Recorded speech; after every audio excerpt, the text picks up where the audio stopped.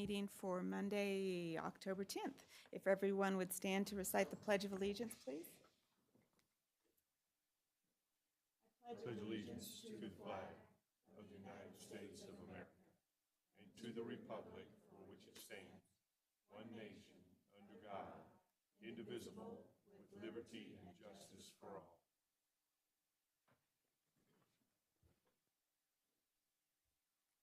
Okay, please let the record show we have all board members present except for Jamie Lewis Gonzalez with Tracy Rankin joining by phone.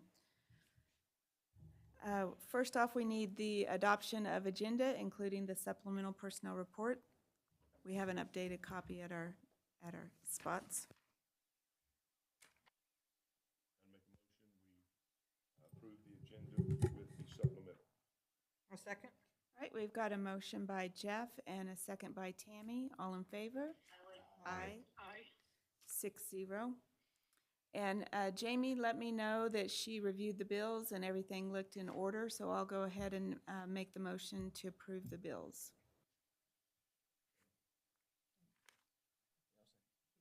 Okay. Motion by Lisa, second by Jared. All in favor? Aye. Aye. 6-0. We are ready then for our Stuco report. First up, we have Grace Pelton with Dodge City High School.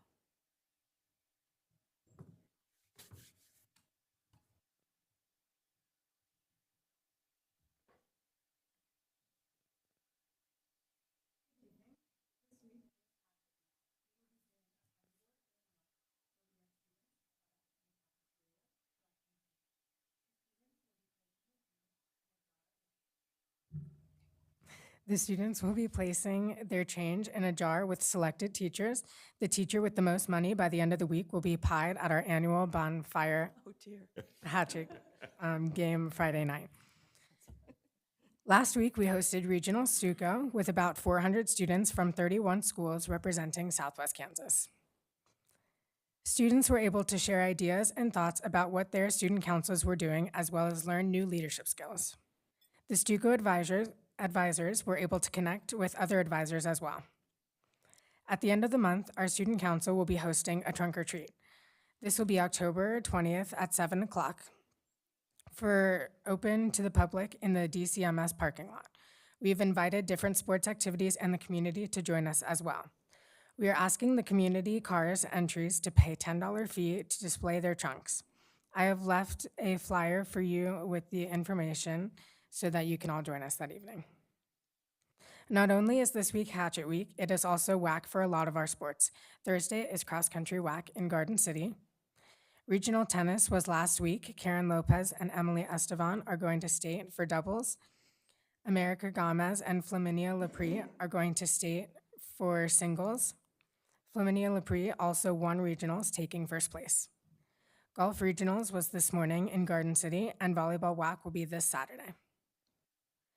This Thursday at 7 o'clock, the choir will be performing their fall concert.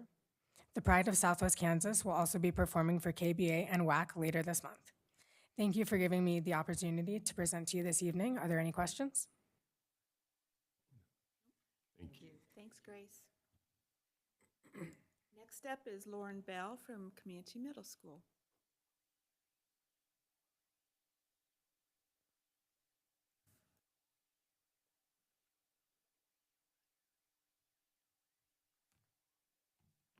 Good evening. I'm Lauren Bell, the Stuco president at Comanche Middle School.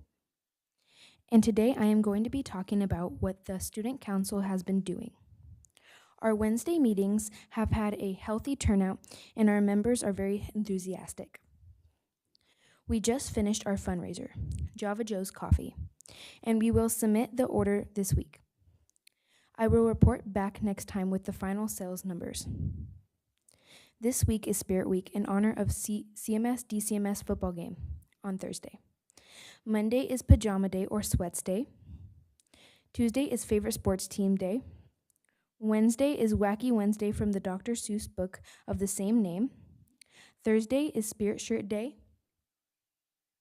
Our school supply store has been running every Tuesday and Thursday morning. We have had 37 sales for a total of $108. Pencils, lead, and highlighters are our most popular. This week of October 24th through the 28th is Red Ribbon Week. This is the 37th year of the Red Ribbon campaign. It is the largest and longest running drug abuse prevention campaign according to its website.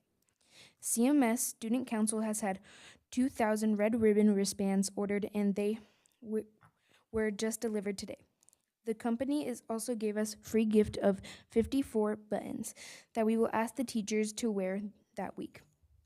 Students will wear wristbands this year, and we have enough for next year.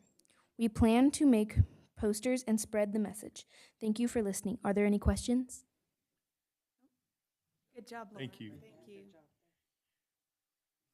All right, and next up we have Shreya Alvarez from Dodge City Middle School.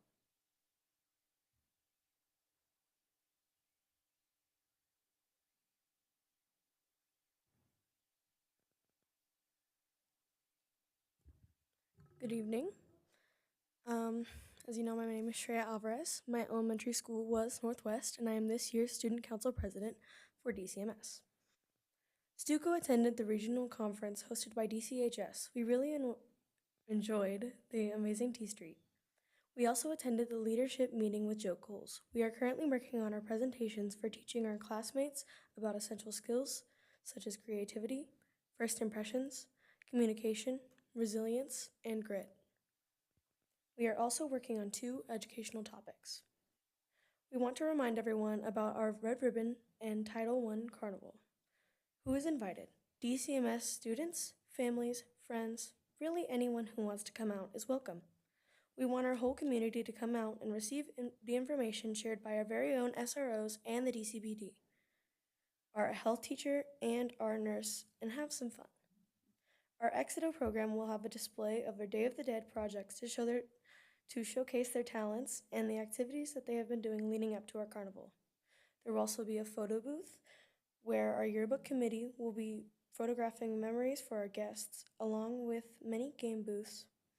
We will also have a Title I math and ELA book to send home fluency practice materials. Our administrators and some teachers have signed up to be pied at our pie throwing booth.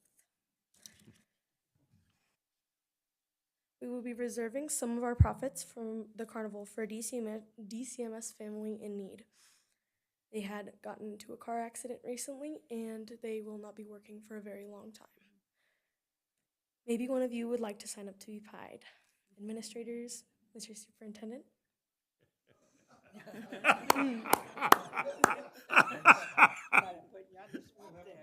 Oh, yeah. This week, we have our first pep rally of the year for cross country, football, volleyball, drill team, and cheer. They will give speeches to our students about their season and their accomplishments. Then, Stuco will host a game of musical chairs between students and teachers. Any questions? I don't know, but I've been on this board a long time, and that's the first time I've seen the superintendent blush from one of your speeches. I was recalling the last time I volunteered to be a face for a pie throwing contest. That was awesome. Well, you don't know if you don't ask. I had a sore nose by the end of the night. Good job, thank you. That was your first time, wasn't it, presenting to the board? Yeah. Didn't even act nervous. Asked the superintendent, hey, good for her. She did a Just good wait job. for the rest of the year, see what's coming. All right, for the elementary report, we have Ross, which they're making their way up here now. Good evening, Dr. Dirksen and Board of Education. It is with great pleasure that I get to share a few fun facts about Ross Elementary and also share with you some of the great things that have been happening in our elementary world.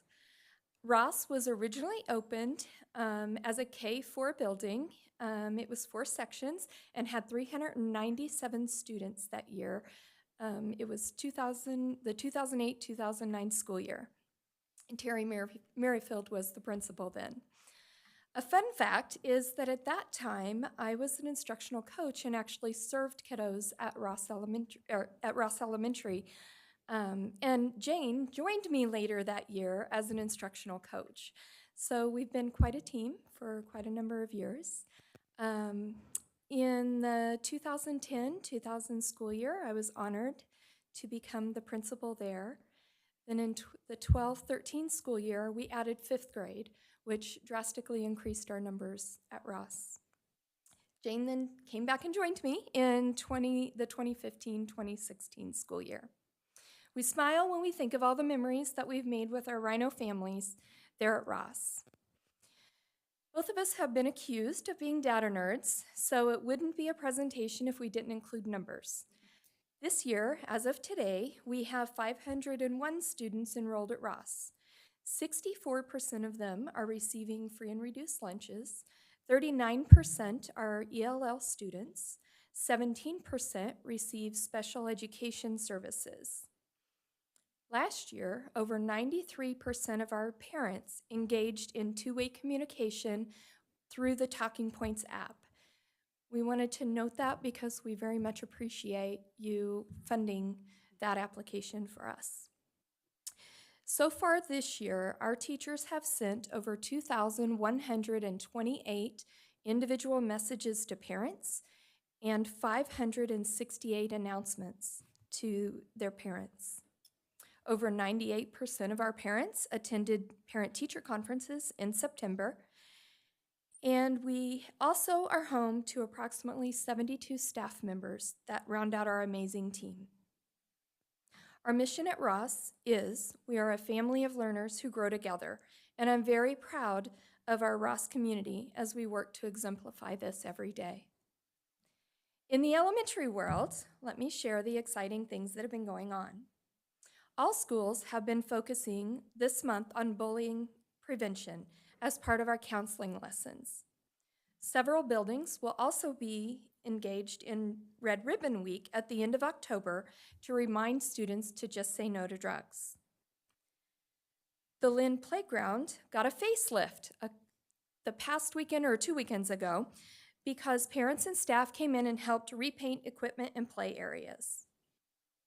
Ross and Lynn will be participating in McTeacher Night, in which McTeachers work the drive-thru and food delivery at McDonald's. McDonald's then in turn provides a portion of the proceeds back to the building classrooms. The fire department has been visiting schools this month to talk to students about fire safety. The district's second graders were also able to experience the smokehouse. We all love when the firemen come, and the kids do as well. Ross held their Title I math parent activities, and there was a great turnout for that.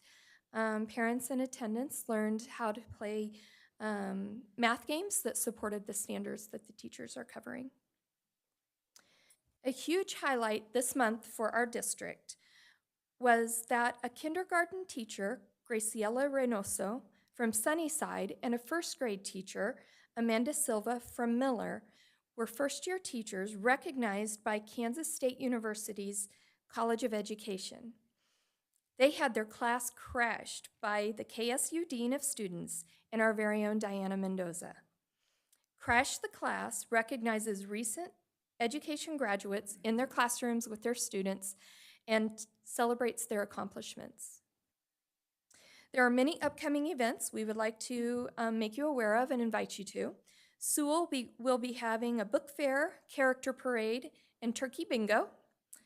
Ross's annual Title I reading scavenger hunt will be taking place at the end of the month. And Lynn has a trunk or treat and also their math Title I activities planned. We also can't wait to host you at Ross for the noon meeting. Our students every year create pumpkins that represent their favorite book characters, so we'll have those on display at the library so you can check those out when you come. As always, if you would like to attend any events at any of the schools, we would love to have you. Please let us know and we will get you the dates and times. Do you have any questions? A lot going on. All right, thank you. You guys have a great evening. Next up is recognition of visitors. Persons may present ideas or concerns regarding USD 443 schools. No action will be taken by the board at this meeting. Personalities and behavior of employees are not to be presented during this period, but are to be reported to the employee's immediate supervisor. The president shall determine the amount of time to be spent for citizen participation. If you'd like to address the board, please approach the podium at this time. All right, seeing nobody jump up and come forward, we'll move on to the consent agenda, which includes the approval of personnel, including the supplemental personnel report, approval of minutes for September 26, 2022 Board of Education meeting, approval of the 2022-2023 Site Council membership list for Sunnyside and Dodge City High School, approval of 2022-2023 Student Discipline Suspension Expulsion Handbook revision. That's our second reading. Approval to pay LA Paint and Drywall out of contingency funds. Approval of donation from First Dental to the Dodge City High School soccer program. Approval of Dodge City Community Learning Center funding for the Southwest Plains Regional Service Center in Sublette. Approval of District Data Specialist job description revision. Approval of Bright Beginnings Policy Council minutes for May 17th, 2022. And information only, Head Start Information Memorandum, ACFIM HS 2205 and ACFIM HS 2206. Any questions on any of those?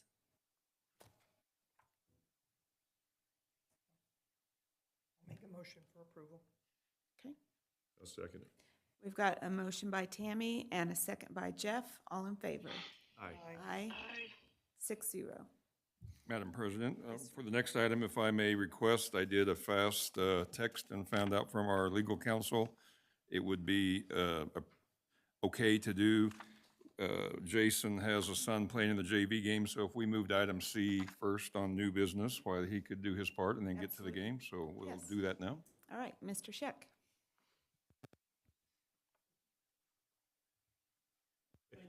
Yes.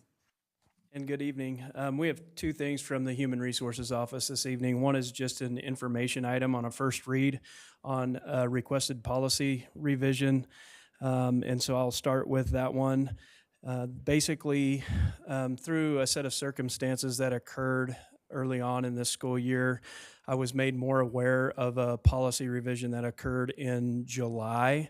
And that policy revision opened up a situation where at the high school especially, where we have all of our coaches and activity sponsors needing to be evaluated annually, that list could be 50, 60 plus long if every single activity sponsor at the high school was evaluated annually. So the request is to simply add the language that all CASHA sponsored activities would be required annually in the policy. That doesn't mean that any of the other activities couldn't be evaluated. That just would allow for more leeway in that area as opposed to requiring it every year through the policy. And again, that's just a first read information item. I will come back at the next meeting and request formal approval.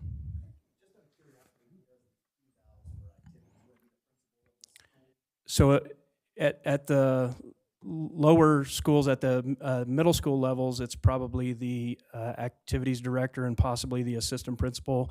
Principals might be involved in some of that, might not be, just depending on how they have things structured. They're probably sitting back there and you could look back there and get a better answer from them.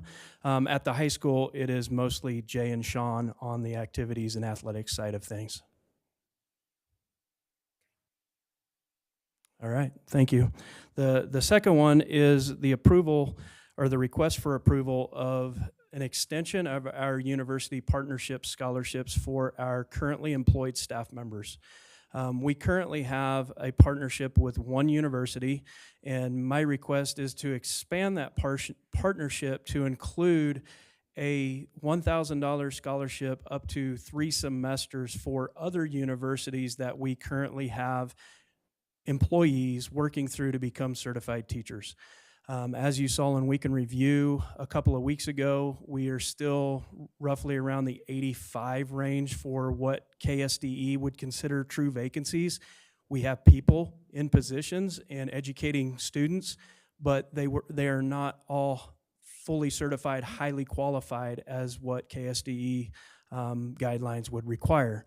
The good news is out of those 85, 51 of those individuals are currently in a program to become a certified teacher. A lot of that has to do with the fact that we provide the opportunities and the support that we do along the way.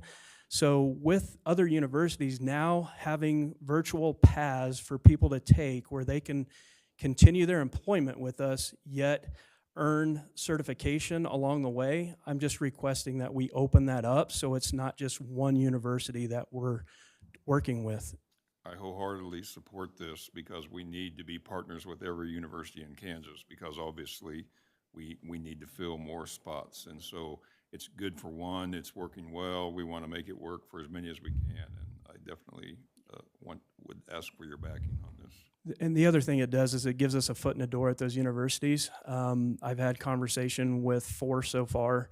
They think it's the neatest thing ever that we're even considering doing this for our people. And so that in itself has allowed me to have some further conversation about trying to get our foot in the door at those places.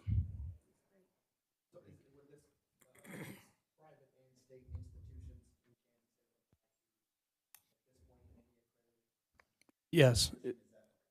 That they could continue to work towards first times, and again, it's spelled out in there better than what I probably just spoke to you, but it's really geared towards first time certification and people that are currently working for us as a staff member in the district. Now, in the future, I'll be coming back to ask a different question because we now have about 35 teacher cadets at Dodge City High School through Martha's efforts and the efforts of Dodge City High School.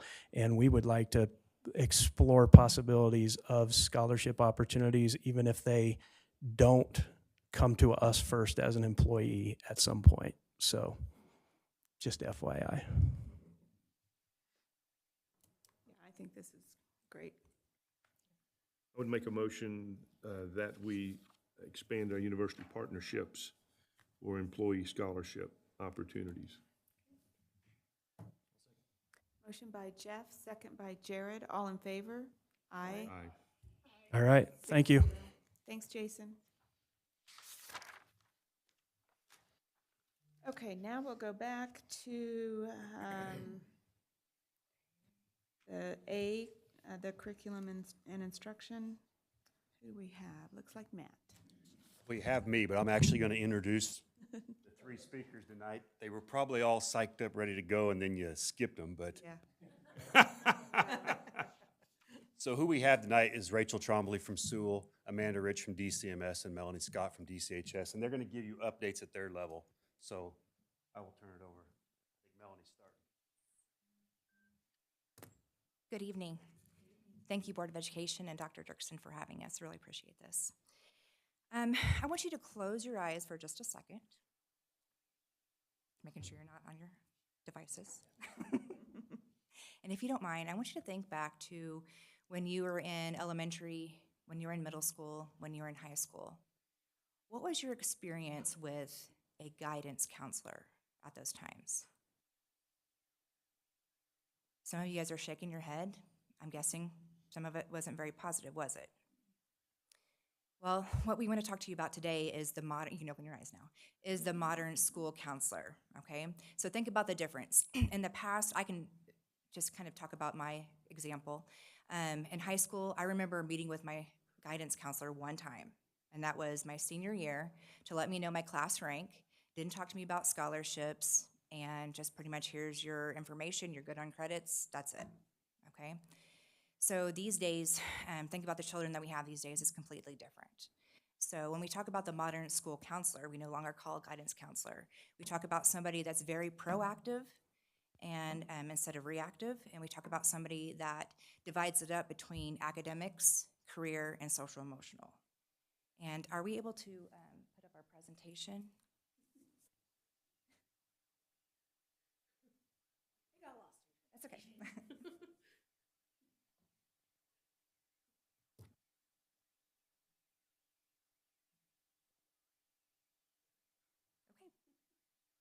I'll just keep going. So as part of school counseling, we work as a team. We work as a team with our school staff, and we work as a team with our parents. We want to make sure that our parents are informed of what's going on with their child and in our school. School counselors are highly trained mental health professionals. And when I say highly trained, most of us have had a bachelor's in some area. Most of us have been teachers first. And then we go on to our master's, and we're licensed in the state of Kansas. Again, we work with all all students in academic, career, and social emotional. And when we talk about our job, especially at the high school level, academics is our priority. Academics is our priority. We want to make sure we can do what we can to remove those obstacles that get in the way and making sure that those students have the credits they need to walk across that stage and prepare them for post-secondary. So what happens not just during high school, but how to be successful after high school. With career, we want to get them excited about their future. As you guys have known with a lot of what's going on at our high school, we have so many opportunities to help our students get excited and to try out different classes, different intro classes, field trips, and just opportunities.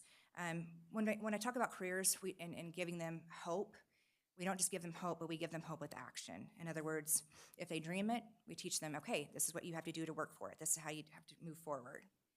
And then social emotional, we talk about what are the skills that students need to be successful, to function not just within the school system, but in the community, at home, and again, in the world of work. We teach them how to navigate changes, and we teach them the importance of learning how to self-regulate versus self-medicating. Thank you. All right. I'll go ahead and let you go, Rachel. Okay, at least I get to start with the presentation. Woohoo! So if we can go forward a couple slides. Keep going. Okay, I didn't expect that to go up there. Actually, if you just back it up just a little bit, sorry. I'll let Mel go. Let me back it up just one more. All right, I just want to introduce myself. I should have done that at the beginning. I apologize. A little nervous. My name is Miss Scott. I'm a school counselor at Dodge City High School. Thank you. Appreciate that. This is my 12th year at Dodge City High School. I actually have been in the district since 2000.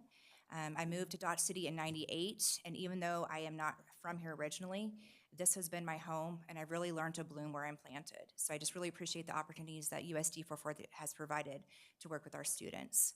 I have a full caseload, and I'm also the DCH department head. And when somebody asks me, why did you become a school counselor?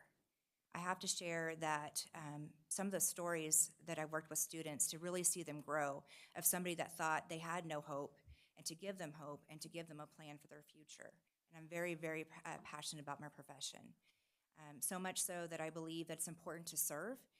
I'm on our building leadership team. I'm the president-elect. That means the vice president of our school counseling association for the state of Kansas.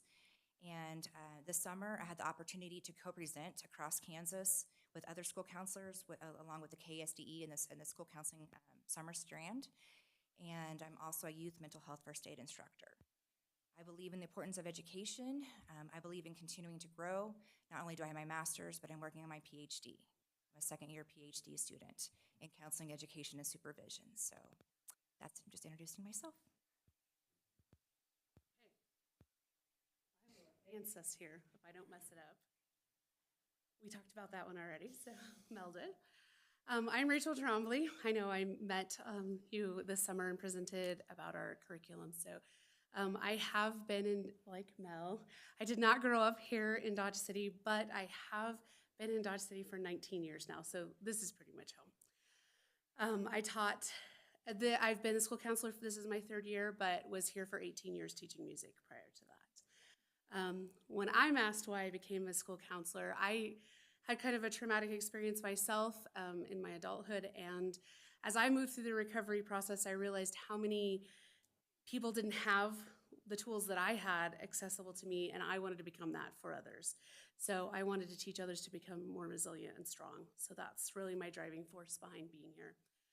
I also serve on the building leadership team, and I'm currently the kindergarten through 5th grade school PLC leader.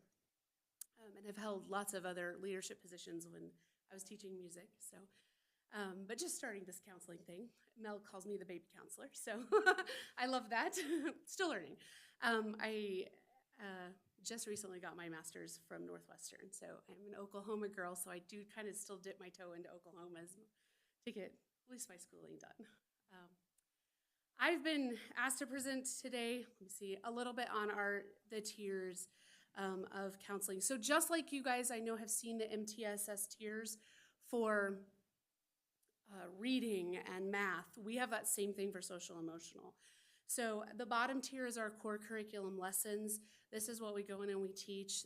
Sometimes at the secondary level, this is during advisory and some of those times. For us at the elementary, we're teaching those weekly, 20 and 25-minute sessions.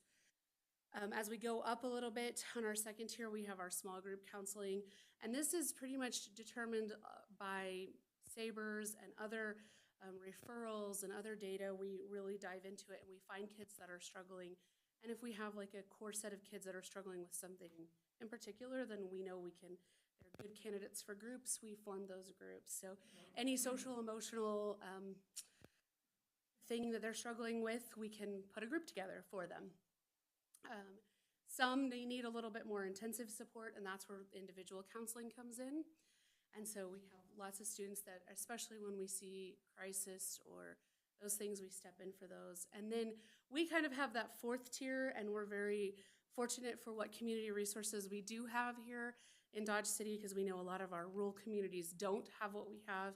And so our specialized interventions, those are on our end, that's really where crisis intervention comes in, but that's also the referrals to our community partners that we have. And we have lots of them in different areas, just depending on what the need is. So we feel very fortunate for that. Of course, we can always have more. not to be a beggar, but I'm gonna let Good evening. I am Amanda Rich. I have been a school counselor at Dodge City Middle School for 3 years, and before that, I taught at Dodge City Middle School for 3 years. It is my home. Like them, I'm not from Dodge City or Kansas, but I couldn't imagine living anywhere else. I currently split my position with Ann Jacobs. I'm solely responsible for all of 6th grade and half of the 8th grade, which is approximately 500 students. At around 4 p.m. or so, I looked and we have 787 students as of today enrolled in our building, and Ann and I split those and piggyback off each other when needed. I became a school counselor because prior to being a school counselor, I was actually a juvenile probation officer. And at that time in my career, I knew that we had children that needed extra additional support and to be able to help with prevention instead of handling it as it's being done. Young adults, it is the most impactful time of their lives when they're in middle school. And I love to see the joy in them for when they acquire a problem and don't think they can fix it, going through the whole process with them and realizing that they were fully capable of fixing it with the right tools. I am also involved in my building. I'm part of the building leadership team, site council, as well as cheer coach. My education, I got my bachelor's degree in teaching degree at Newman University, and where I then finished with my master's degree at Fort Hays State University. My husband tells me that I'm going to always be a student because I'm always enrolled. We'll see where I go. I was asked, today to discuss our how we support our school's direct mission through our comprehensive school counseling program. If you guys have time later, or if you're interested further, what's underlined is actually a link to our Kansas Comprehensive School Counseling Program, which is also has the ASCA model embedded in it. Going through my school counseling program, something that was really interesting to me was the ASCA program, because beforehand I had no idea what it was. It is an effective school counseling program. It's a collaborative effort between the counselor, parents, and other educators to create an environment that promotes student achievement, values, and to respond to diversity, which ensures equitable access through all of our students through a rigorous curriculum as well as supports. Well, as we are school counselors, we are focused on the whole student, not just academics, not just career, but we are working with their social emotional and giving them the correct tools to be able to have a productive life after they leave us. The three main domains of school counseling include academic development, career development, as well as social emotional development.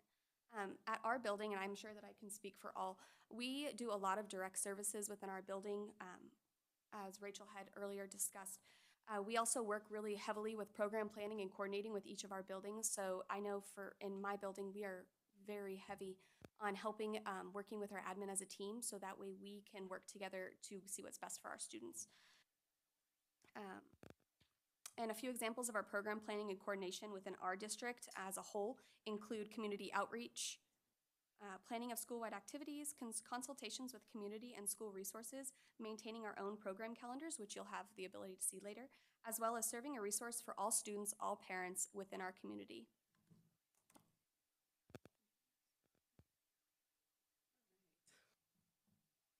Back to me. Parent involvement. We know how crucial it is to be involved with our parents, and transparency is very important, but also confidentiality with us. We want to be the guiding voice in your child's life. We want to help. We know that our goal as a district is family involvement, and that is our building goals, that's our district goals. And so we, again, are working very hard and hope that you can see today that on our presentation that we are doing a lot to continue that. We are another voice in working with our parents all the time on supporting them and helping them through things. The next part is just a little bit about the elementary world.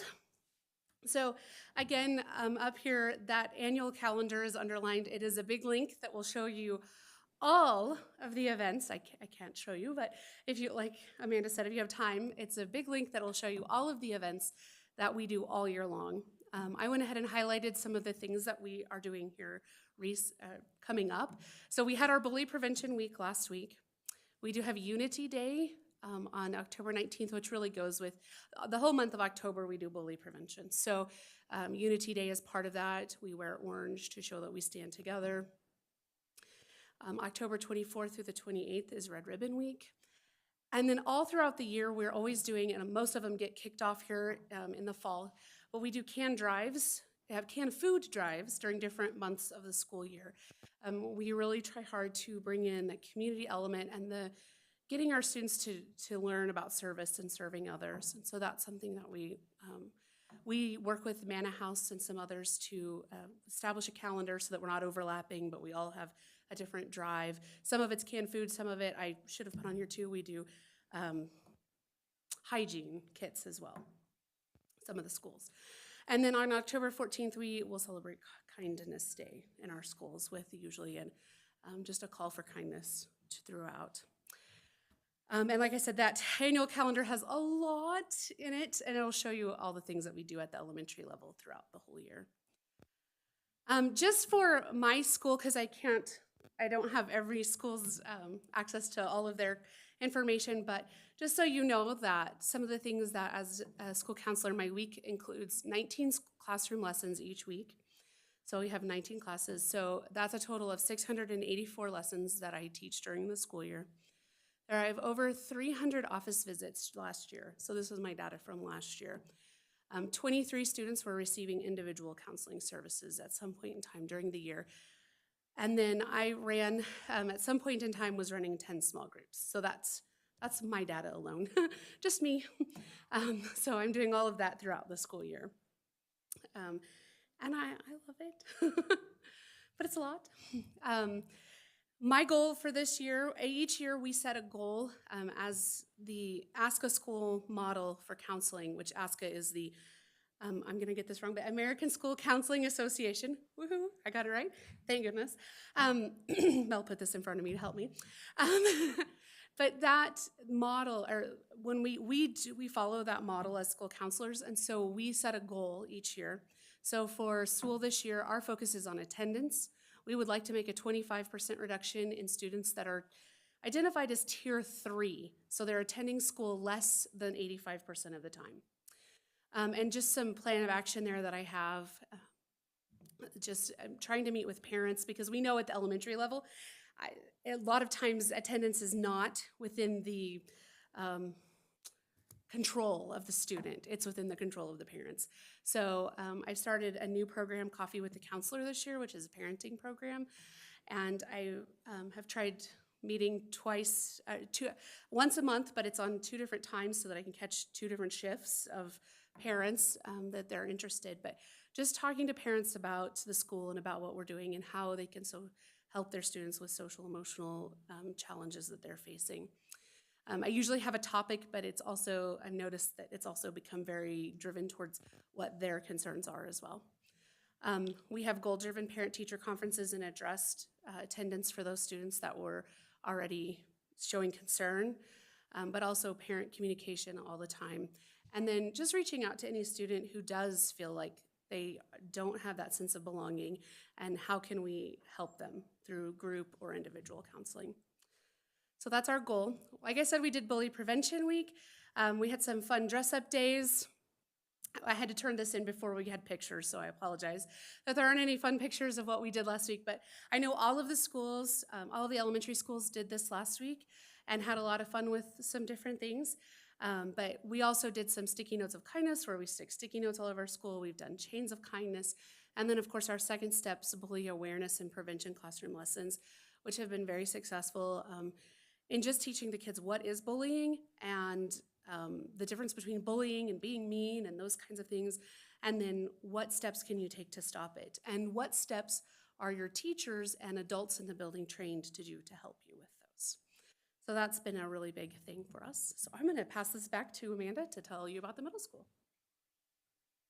All right, I just highlighted a couple of our upcoming events that aren't really in the near future. So last week was Bullying Prevention Week. We were able to begin our second step counseling bullying prevention lessons. And as Rachel stated, middle school is fairly similar. It gives them the definitions of what bullying is, the different types, how to react to it, and who is responsible for helping you with those situations. This week on Thursday, we have the opportunity to go to the Dodge City Community College Tech Fair Career Exploration Day over at the 3i building, I believe. All of our 8th graders get to attend, and we've kind of been hyping them up after the last couple of weeks. It's really been a cool partnership that we've been able to communicate with Dr. Tatro over at Dodge City Community College. He's given us a lot of really great information. So a lot of our 8th graders aren't so, I have to go to college, but there's some really cool opportunities and for me to stay in Dodge City to do those. Next week is our Red Ribbon Week. We're thankful to partner with our student council, and they have some really great things planned, some morning announcements, as well as we'll be ending our week with our school carnival. We began it last year, and I love how Sharia added that we really truly do invite the community to come to our fair. Last year, we definitely had more than just Dodge City Middle School students attending our outdoor carnival, and it was really incredible to see all the different interactions, so we're really excited to do that again this year. In October, we will be participating in a canned food drive for the Manna House, and we'll be following that up in the spring with a dry food drive for the Manna House. And on November 15th, we are currently partnering up with some of the JROTC students over at the high school, and they would like to be able to give us some quarterly topics to discuss with our students. And we met with them last week, and they've decided that they would like to present the dangers of vaping to our students. So we're really looking forward to being able to integrate that into our school year. So this is just some data, and I would like to let you know this data is combined of Ann Jacobs and I's. This is last year's data. We both had over 1,500 office visits combined, and that includes our social emotional health, crisis interventions, as well as career and academic support. And I didn't add it, but it also includes truancy visits with the student when they do return back to school. Combined this year, we will be teaching 36 classrooms every week, and that is an estimate of over 1,000 lessons each year to our students. So that will be over 1,000 times that Ann and I get to visit with our students in a small classroom setting to be able to truly teach them and have discussions with them and then follow up later. Our focus this year, like Rachel and most of the elementary world, is attendance. We have seen a drastic attendance issue the last few years. So our goal, we looked at last year's data, and we were focusing on this year's 7th and 8th graders, so they would have been last year's 6th and 7th graders. So we looked at their data from last year and decided that those are the kids that we'd really like to reach out to now to help prevent attendance from possibly becoming a problem this year. We've already started reaching out to the identified students that are struggling, seeing what we can do to help them get to school on time and just get to school, period, because sometimes it isn't something in their control, but we work with their families to be able to help them find the closest bus route or whatever it may be, as well as regular communication with parents through phone calls and as well as talking points.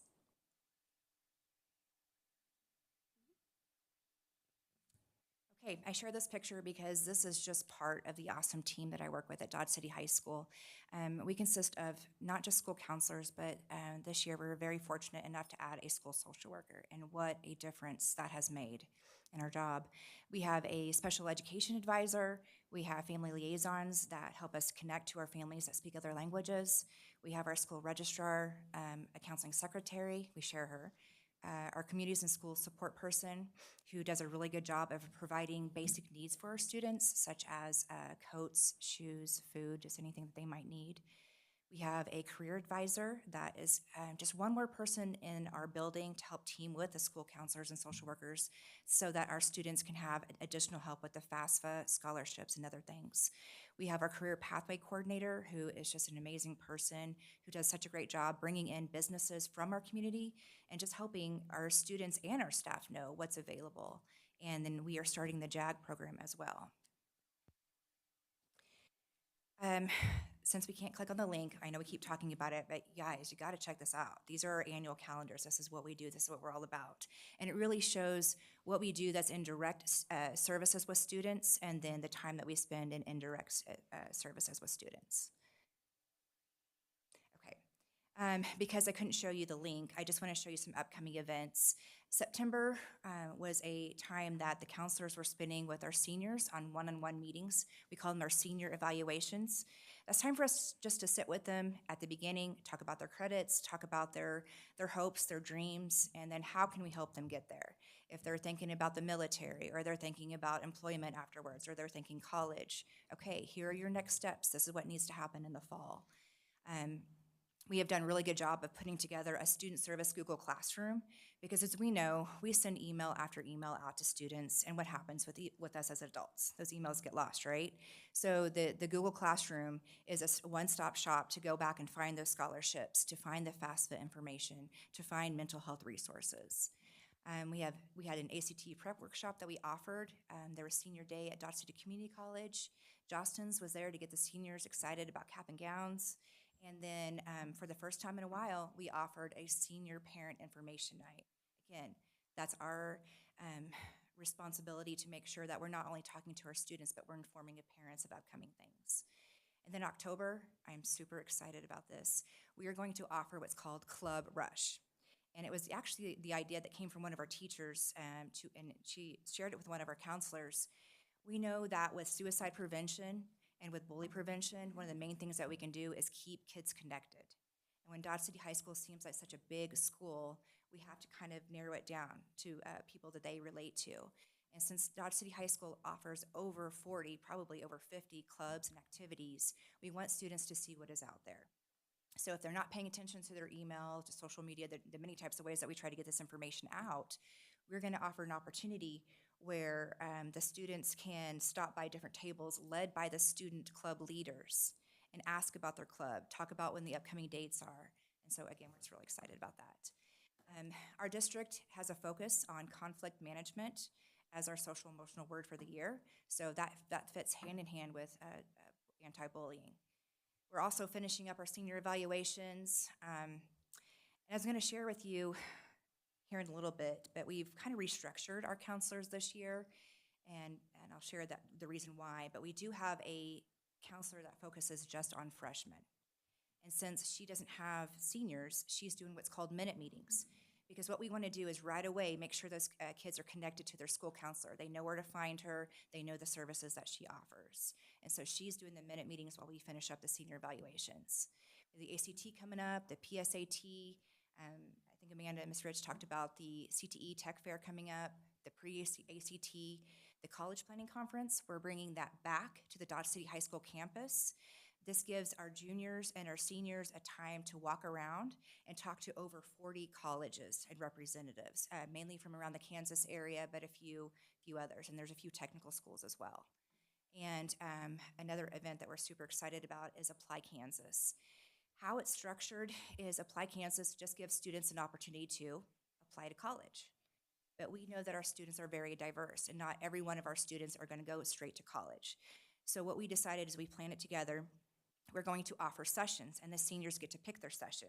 So maybe they are going straight to college, and they are starting from the very beginning. They don't even know how to apply. So we are going to sit down and help them apply to Dodge City Community College, WSU, wherever they're thinking about going.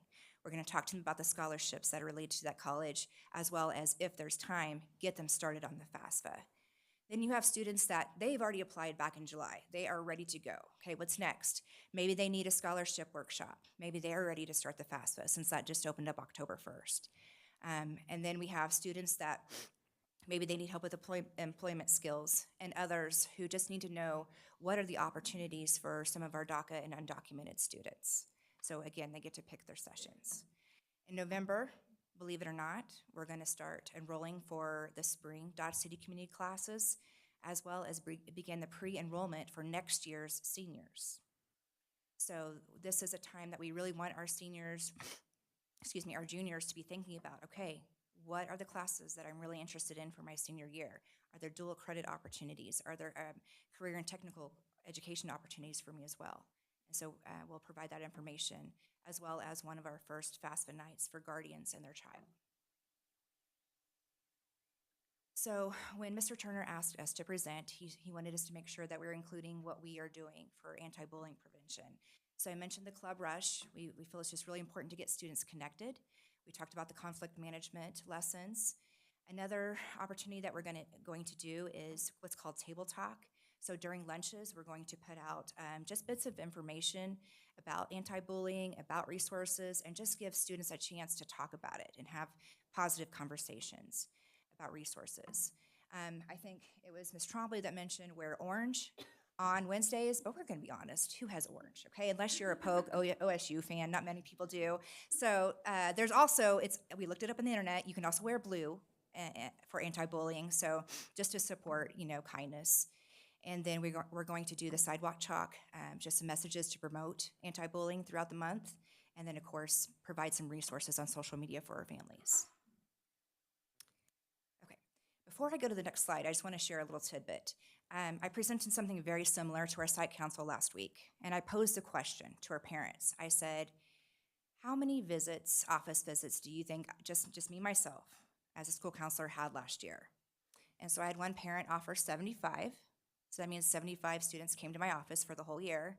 Another parent offered the number 100. Last year, I had over 1,300 visits, 1,300 office visits. And I'm going to be honest with you, I try to be really intentional about data because I think it's so valuable and that's what drives our program. But sometimes there are times where life hits, crisis hits, and sometimes things don't get recorded. So I know that number's well over that. Over 250 of those were schedule changes. So let's talk about that here in a little bit. And over 145 of those are social emotional. And when I say social emotional, a lot of times that's crisis mode. We're not talking about a student comes into my office for 5 minutes and then I send them back out the door to their classroom. We're talking about interventions where we get the parents involved and some community resources involved, and then follow up and the next day, the next week, and so on. I don't know if it's been presented yet, but something that's really exciting is that Randy Watson from KSDE has recognized Dodge City High School. Not just our graduation rate is usually higher than the state rate, but our post-secondary success rate over the last couple years has really increased.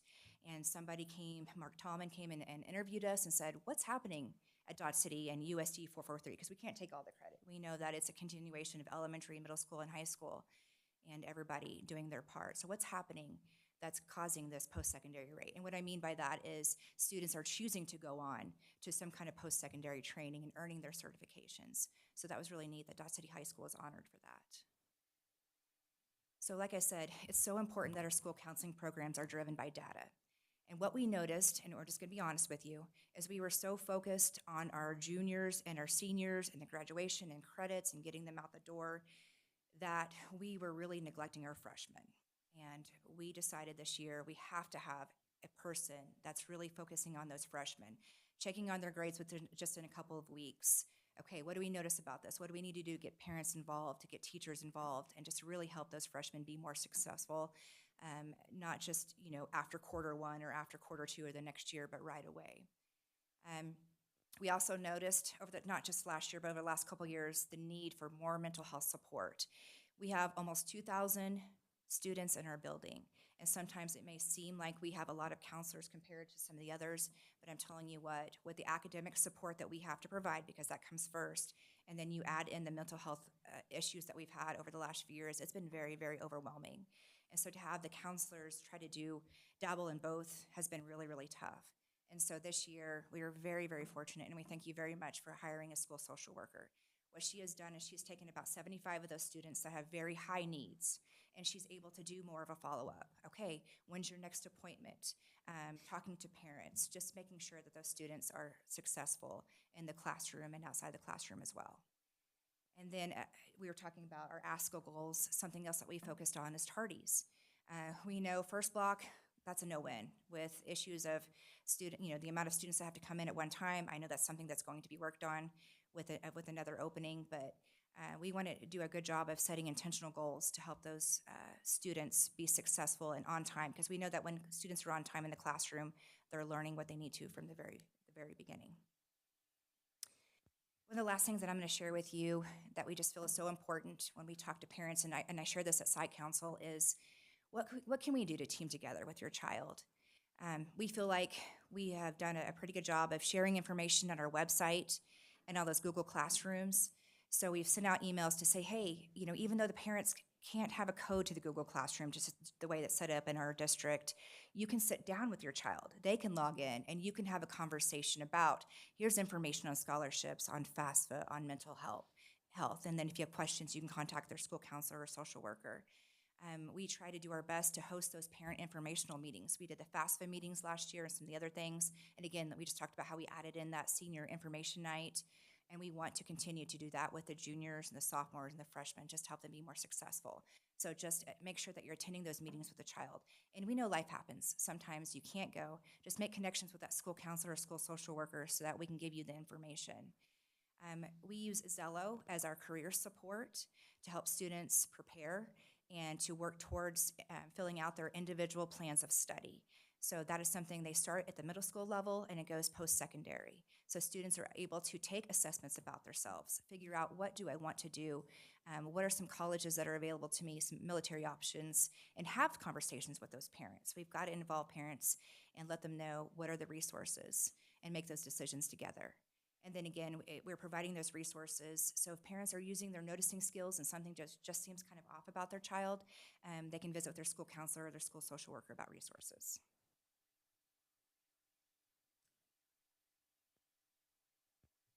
We have National School Counseling Week beginning February 6th until February 10th, and that week is to promote our program as a whole, share our services with the community, as well as being able to let the community know that we are willing to take them in and give our children anything that they have to offer us. At the middle school level, we hope to be able to bring in more community members that week that can help our school as a whole. We have the new Suicide and Crisis Lifeline that came up, I believe, early this school year, late this summer, in July. And so we'll also be making sure to promote that it is now 988 instead of what it was prior. And the last one. And we would just like to thank you for sitting here and listening to us today. We really were pumped when Mr. Turner gave us this opportunity. I'm more of a kid person, so standing up here in front of a bunch of adults definitely was something for me today. So I just appreciate you guys and would like to know if you guys have any further questions.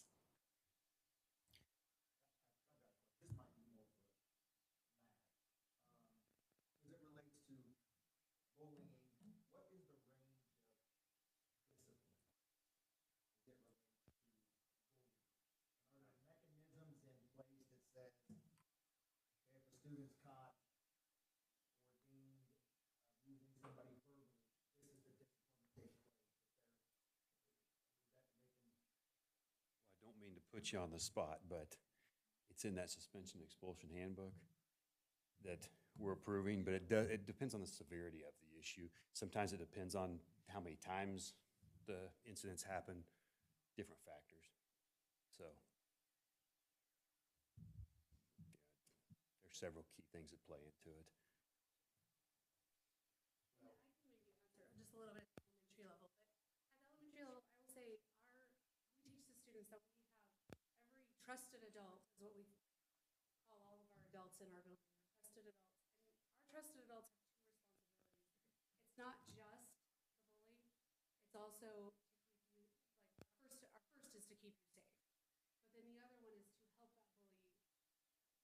change their behavior, recognize that their behavior is not okay, but to change it. So I think that's a good thing to notice, that it's more than just punitive punishment, consequences, that kind of thing. But it's also, we work, I know I can speak for my principal and I, we work very intense together on if we have a bullying situation that we're facing, one of us is, we're working with them and checking back and forth with them quite often. Because it's more about changing that behavior than just giving a consequence. Because we want to get it to stop. That's why too, in that handbook, some of the things we put in there to change was to give a little more leeway based off the situation or the amount of times it's happened, so.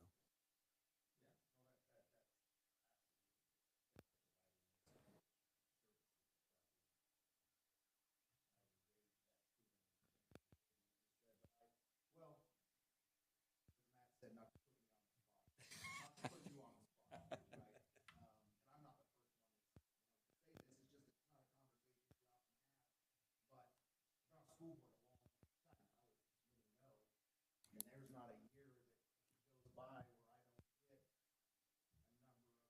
parents saying this is happening and nothing's being done. Right? There's no disciplinary action taking place, and so that's what prompted the question. That's not a I would say that that's probably the biggest question we get. Of all the discipline things that go on in the school would be bullying type issues. And how are they handled and this and that. And then, the tough part is we can't share with the victim's family what the punishment is in cases like that with the person. I mean, they just have to trust that we handle it. And so, like I said, we try to really much use proactive discipline, but there is consequences. So it's not perfect. I have a question for Mel. I have a myriad of questions, but I won't ask them tonight. But Mel, I heard today a psychologist say we have a crisis in America, a real crisis in the fact that young men aren't going to college. There are 2 women to every male, 2 females to every male going to college now, and that is becoming it's at crisis proportions, he said. I mean, I don't know. I'm sure his information was correct, but I'm not sure. What do you see?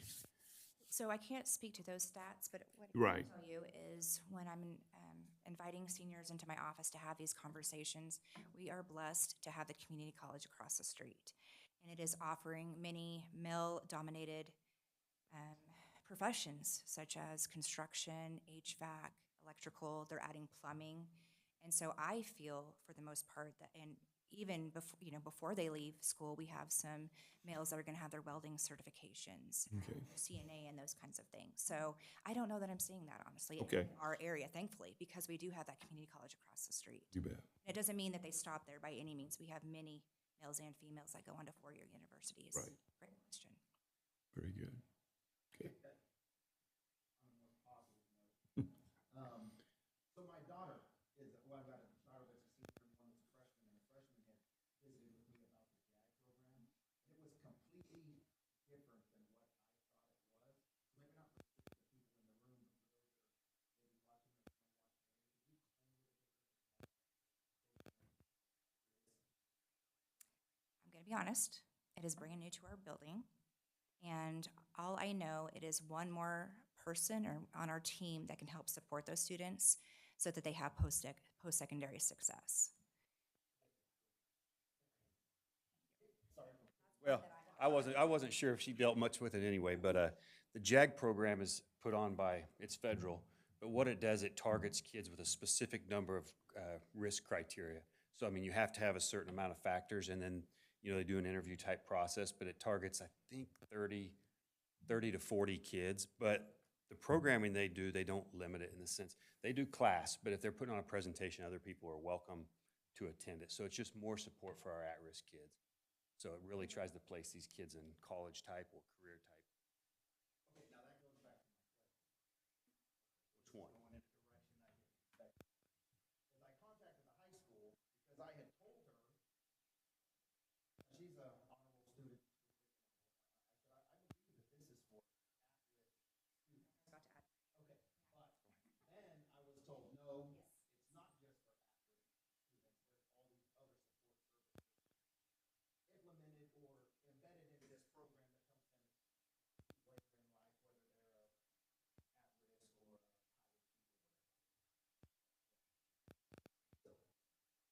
when they came to talk to us and they asked for some student recommendations, they were very clear. They didn't just want the at-risk students, they wanted students from across the board, and they had to have a certain percentage in each area.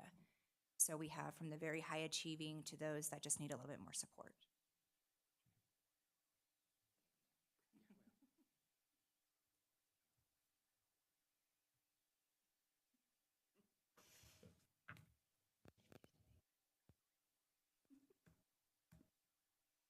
Thanks, Carrie.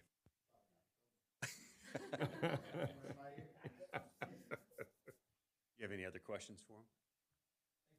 But I guarantee they'd love to visit with you if you have any I do more. have one more thing to add. I'm so sorry. I noticed that we didn't go over the ratio. Our American School Counseling Association does recommend 250 students to every one counselor. And so even at the high school, even with the amount of supports that we have, we are not there yet. If you heard Ross speak earlier, they have 501 students in their building with one school counselor. I know our middle schools, you said how many? So that is something that I hope that we can consider in the future, is to look at those ratios and what we can do to better support our students. Because sometimes maybe when it feels like counselors can't be as reactive as they want to or proactive, that might be part of the cause, okay? But again, having those school social workers as part of our support team has been very helpful as well. Thank you. Thank you. Thank you. Thank you, ladies. Thank you very much. Okay, we're ready for Mr. Dool.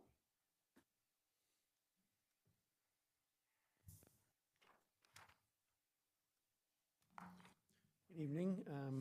Members of the board, my consideration for you this evening is the purchase of Dell desktop computers to replace some older desktop computers we have. The ones we're looking to replace are primarily office staff computers. They're right around 7 years old, which is a little bit longer than we normally go. We used to do about every 5 years, but they're running better these days, and the technology for desktop computers just doesn't seem to be advancing like it used to. So I'm comfortable with 7 years, but it's time for these to be replaced. And there's some extra built in there for an inventory. Just there's always unforeseen things that come up. So if you have any questions, pretty simple, straightforward, but if you have any questions? Make a motion. Second. Motion by Tammy and a second by Ryan. All in favor? Aye. Aye. 6-0. Thanks, Todd. All right, Carrie, there she is.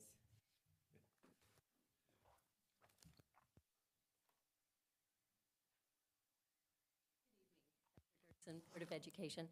I'm going to speak with you a little bit tonight about the Dodge City, our school district, and our post-secondary success. We've been hearing about it. You've seen some information out in the news. You've seen maybe the long-form video, so I was going to talk to you a little bit about that. One of the things is that the top goal for the State Board of Education's Kansas CAN education vision is getting more students to complete some type of educational credential after high school. And in August, Education Commissioner Randy Watson shared the state board that Dodge City nearly doubled its post-secondary effective rate. So that's kind of where all of this attention started. You've seen this several times. The post-secondary effective rate is the percent of a graduating class that completes high school in 4 years and has either completed or is enrolled in a post-secondary program within the next 2 years. We're going to share a video segment of Mark Tallman's interview.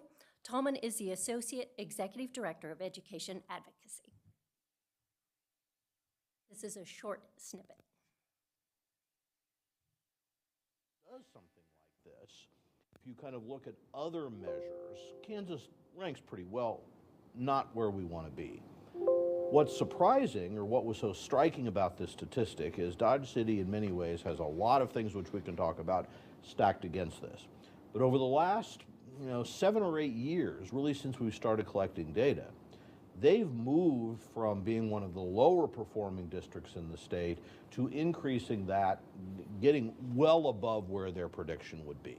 So the commissioner shared this saying, here's some great news. I wanted to find out, well, what were they doing, which is apparently really boosting success in a district with a lot of challenges. So to find out why that significant increase in the post-secondary rate was occurring, you went down to Dodge City. You talked to a bunch of people. What did you find out? Well, I want to, first of all, just thank the people for the time they gave me. I really had 2 meetings, and I don't know who was maybe teaching the kids at Dodge City High School that morning, because I was in a room full of the principal, assistant principal, counselors, instructional coaches. I guess most of the teachers were still teaching, but a lot of people who did this work talked about what the high school was doing. And then I met with folks from the district office, superintendent, other central office folks, and a member of the school board, in fact, a leader within KSB, Ryan Asmus, who is a longtime school board member who had some perspectives, and really just tried to find out what's going on. And I guess the top level summary I'd make is this. Number one, they set out to do something different. In other words, what they talked about over and over was, we knew to achieve this goal, we had to do some different things, so they put in place a plan to do it. Now, what was surprising is they said they had no idea they'd gotten these results until the commissioner told them, because this is data which really the State Department collects and then sends back out.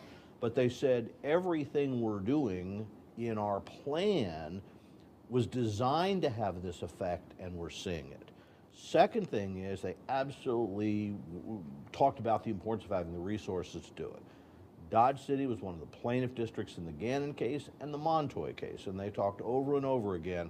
The higher base, the additional weighting funding allowed them to hire people to do some of those different things that they talked about. And I think the final thing they would all say is, and this is what I heard over and over, they saw themselves as being advocates for their students and their families. A district with very high poverty, a district with tremendous challenges of immigration and transient student populations and all of those, to say, we need to give our students and their families, many of whom first generations in America, for whom, a job at the packing plant, which is a great job and a great step forward, but that's all they know. So to talk about why you need to think about why more education is important when your family is kind of already living the immigrant version of the American dream, to think beyond that, they really see that as their intentional role. So those are those were the kinds of themes I heard over and over. And just Tom then goes on to explain more about the data collection, how it's reported. Dodge City is still below state achievement, but our rate of improvement outperformed the state and their growth rate. So I think that's pretty important for us to understand that. Also highlighted was the intentional collaboration with Dodge City Community College, our local business community, and county leaders and city leaders who work together to help us educate a viable workforce. We believe that the improvement rates we are seeing is because of the many steps that are taking place in all grade levels, starting with our pre-K, what we're working on with literacy, and exposing all students to grade level materials. Thank you. Thank you. Thanks, Carrie. It's fun to see something like that. Yeah, very well. All right, Dr. Dirksen. Okay. I want to, first of all, point out that it wasn't intended for us to have such a short meeting. I do know there's a football game on tonight, but that wasn't my intention. I did have 2 other items on the agenda tonight, and they fell through. The first item that I want you to be aware of, because it will be coming up hopefully at our next meeting, and that has to do with the combining of the final phases for the Memorial Stadium project. And I think everybody knows, I've heard so many positive things about the good work we've done at Memorial Stadium. We didn't have the bids to bring it tonight, so I didn't feel it was appropriate to bring it tonight. However, I don't want to keep waiting for the project to be approved in its final stages. So with your permission, I'd like it to bring it to the noon meeting in 2 weeks so that we can put it all together. It will be the final, what we thought were 2 more phases, which will be the parking lot, the entry, and the press box. Large projects. There will be some other small ones along with that. But this will allow us to make some savings rather than having to pay some of the duplications that you do for each phase by putting it in one. and it will let us get started on the sending the bids out and that sort of thing, because materials won't be any cheaper and waiting. So I'm not trying to pull any wool over anybody's eyes. I'm just trying to get this done in the right way. The second item that was going to occur tonight, but it too did not come through, is the capacity study, which, as we heard numbers tonight, we're looking at numbers, and some of the preliminary results of the capacity study are quite interesting. In fact, not what I would have expected, but I want to wait till we hear the report from them to give you all that information. That too may be coming in 2 weeks, so it could be a busy noon meeting. We'll still try to keep it in the hour framework. And then while I'm at it with noon meetings, I want to remind you that Dr. Watson is so proud of what Dodge City has accomplished. He does want to come. I gave him a list of about 4 board meetings, and he chose the noon meeting in November, which will be at Sunnyside, to come and make a presentation to the school board. So please mark on your calendars, if at all possible, I'd like you to be here to be a part of the presentation by the Commissioner of Education. It's quite an honor, to be honest with you, to have the commissioner. He'll go to any school, but he wanted to come to our school to talk about the results. So I just think that is something that we should be proud of. And as Carrie so appropriately did mention, we're not where we need to be, but we've shown some tremendous growth, and we continue to have programs like we heard about tonight with the counseling programs and all of that. We're doing many, many good things, and I can't stress that enough, that we just hold together and stay focused on our goals. So I appreciate that. I want to give a big shout out to our maintenance crew. I cannot believe that I'm already before you telling you that all classrooms in all buildings now have night locks. That's incredible. And they've worked out a system. They made a commitment. They dedicated themselves to come early to work. I think they understood the significance of it, and I couldn't be prouder of that crew and what they did. And they even had alternates in case somebody was gone or whatever. They would step in to keep the process going. And so we can proudly tell our community that every classroom has what we call a night lock installed in it. And now they're circling back around and taking care of the principal office, the counselor office, and some of those other secondaries.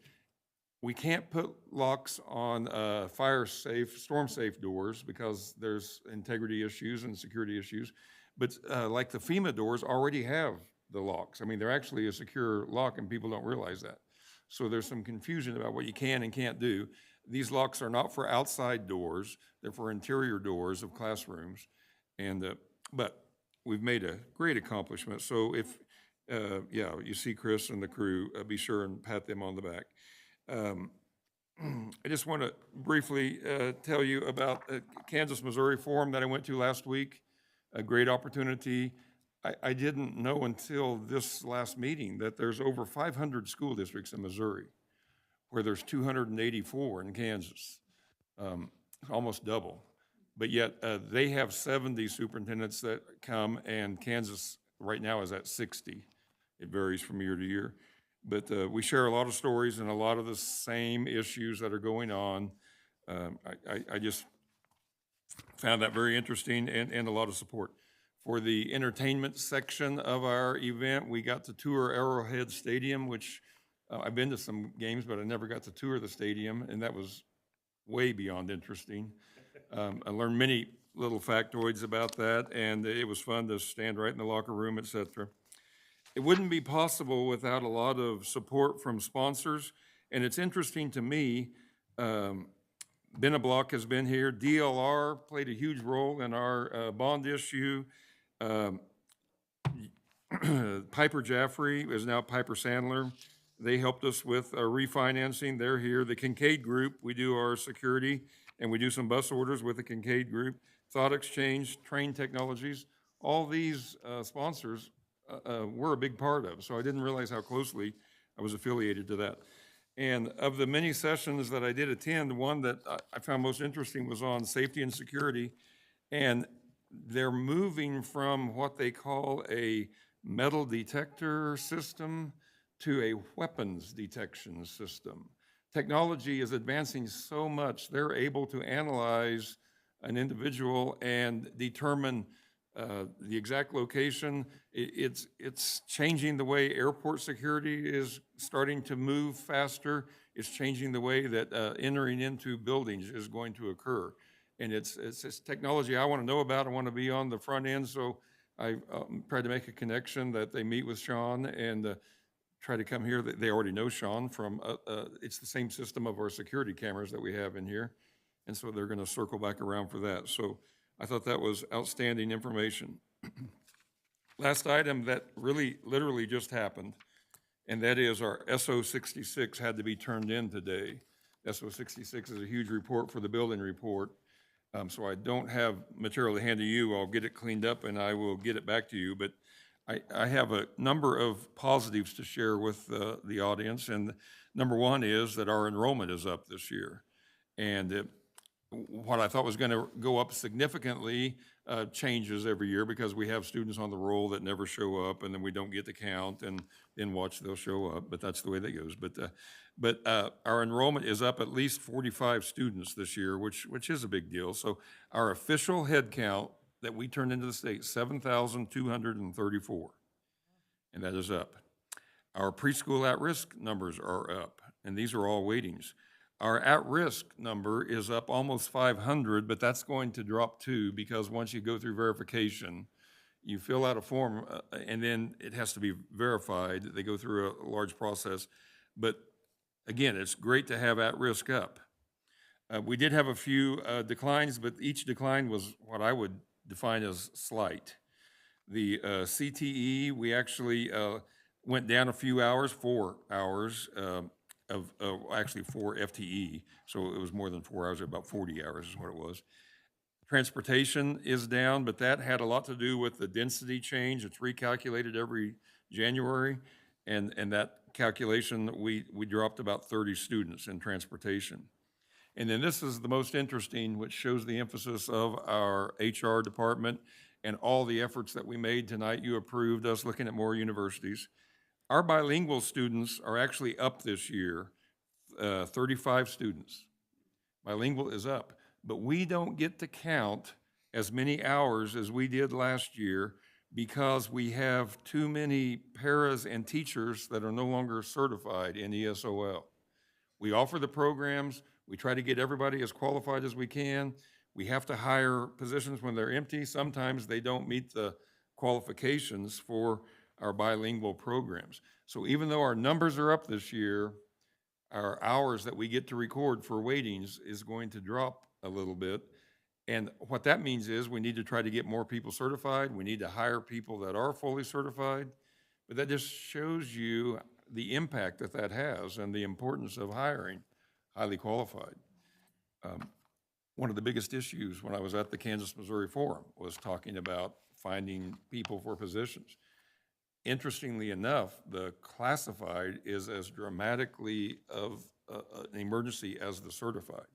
Bus drivers, food service cannot compete with some of the restaurants and all the wages that we're seeing the big hikes in, and that's really interesting story.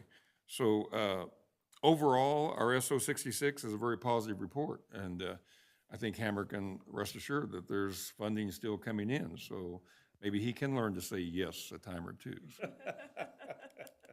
Maybe not. We'll see. I didn't mean to put the pressure on him, but it all goes back to funding when the bottom line is done. So, all right, let me take a quick look.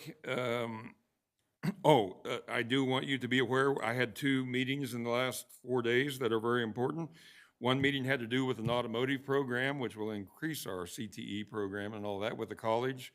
We're very actively pursuing restructuring an automotive program with dual credit with DC3. I believe that would be a great answer for many of the male students that we're talking about, and female. I mean, it's open for the whole school. I'm not trying to segregate that. But then the other meeting that we had today is on that second entry at the high school. And I'll be honest, I thought it was going to get lost in the Hillmar production and all that, but it's alive and well, and some things are happening right now. I do believe Hammer attended. I joined in on the phone. they're putting together another meeting to finalize some plans so that by November, we can actually have a plan to bring before the board and talk about what we propose doing that meets the approval of KDOT, that meets the approval of the city, that fits within all the guidelines. It's not simple. As you know, as the building has sat there for 22 years and only had one opening. So anyway, there is a lot going on, and I was surprised by that, and it occurred even today. So, okay, that concludes the superintendent report. Just want to keep you in the know. We're ready for Board of Education member district responsibilities. Park and Rec, Ryan and Jared. Yeah, and just for the record, an hour and a half is not a short meeting, by the way. But Well, with that. won't discuss that. Yeah, okay. We didn't have a meeting last month. We do have a meeting scheduled for tomorrow. A couple of things probably worth mentioning. This one I probably should have mentioned a few months ago. Many may have already seen it, but there's new playground equipment at Chilton Park, which is a wonderful thing. And then as many know, the zoo has closed down for the purpose of improvements, and they've rehoused many of those animals at this point. But I think that the future of the zoo is in question. So that may be a little conjecture on my part, but that's okay. Well, once I get some more information, of course, I'll pass that along. But a couple of things worth noting from that. Okay, yeah, we'll meet tomorrow and I'll see what I get. Okay. So what about Bright Beginnings? Yeah, got a few things here. September 14th and 15th, had parent-teacher conferences, extremely well attended. Completed vision and hearing screenings in the month of September for all the students. We did have our first policy council meeting. I wasn't able to attend in person, but I did attend via Zoom, and it was very well attended. A lot of people, a lot of participation and interaction, so that was nice to see, and I'm sure admin at Bright Beginnings was pleased to see that as well. Dr. Dirksen had just made mention, all the night lock door systems have been installed in the classrooms. 443 Maintenance did that in September. And then the annual Touch a Truck event will take place Thursday. That is, I had a double check on that with AC, but it's a really neat event. It's like a first responder event for the kids. Police, fire come in, allow them to meet the first responders, touch a vehicle, touch a truck, hear the sirens go off. So pretty neat thing. And then they had a training also in September the 20th and the 21st. Bright Beginnings Early Childhood and Sunnyside teachers participated with the district in the EC letters training. Okay. Special ed, Jeff? I think the thing that everyone is most thrilled about is some para-training, the participation in an evening Zoom para-training that has gone extremely well. We are adequately staffed. I don't think we're fully staffed, but we're adequately staffed. And the years, so far, so good. Good deal. Dr. Dirksen, anything on legislative that we need to know at this point? Yep.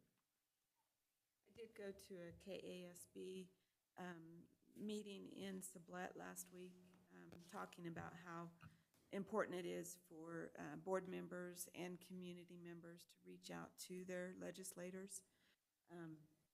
That was helpful, and Mr. Getz was the only representative. They invited all the area representatives, and Mr. Getz was the only one in attendance. So that's a high mark for him, and yes, that speaks absolutely. well.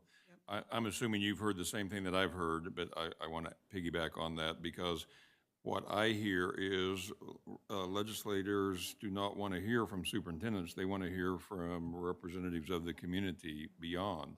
Yeah, they did say that. And board members would be important, community members would be important.